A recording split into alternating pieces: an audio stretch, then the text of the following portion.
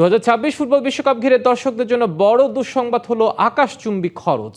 MetLife স্টেডিয়ামে ফাইনালের সর্বোচ্চ ক্যাটাগরির টিকিটের দাম নির্ধারণ করা হয়েছে $10,990, যা বাংলাদেশি টাকায় প্রায় 13,45,000 টাকা।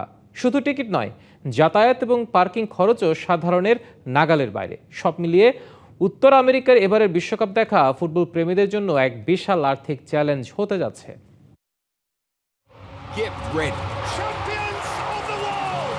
4 বছর পর আবারও দ্য গ্রেটেস্ট শো অন আর্থের মহারণ বসছে। হাতে সময় নেই আর 3 মাসও। যুক্তরাষ্ট্র, মেক্সিকো আর কানাডায় বসবে এবারের বিশ্বকাপ। তবে নিজ দলের খেলা গ্যালারিতে বসে দেখতে এবার মোটা অঙ্কের অর্থ খরচ করতে হবে দর্শকদের। টিকিটের পাশাপাশি থাকছে যাতায়াত ও অন্যান্য খরচের বড় চাপ। গণমাধ্যমে উঠে এসেছে যুক্তরাষ্ট্রের কিছু স্টেডিয়ামে পার্কিং খরচই টিকিট মূল্যের প্রায় দ্বিগুণ। সে সঙ্গে বিশ্বকাপকে ঘিরে গণপরিবহনে নির্ধারিত ভাড়া বাড়ছে কয়েক গুণ।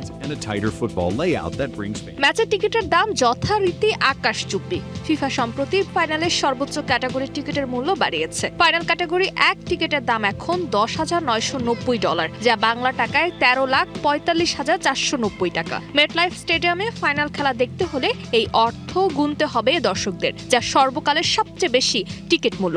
এছাড়া ক্যাটাগরি 2-এ $5,270 থেকে বাড়িয়ে $7,380 এবং ক্যাটাগরি 3-এ $3,960 থেকে বাড়িয়ে $5,785 নির্ধারণ করা হয়েছে। সিলভার টিপ কন্ট্যাক্টে তৈরি নিরাপদ ও নান্দনিক ক্লিক সুইচ। ক্লিক সুইচ, নির্ভরতা জীবন জুড়ে।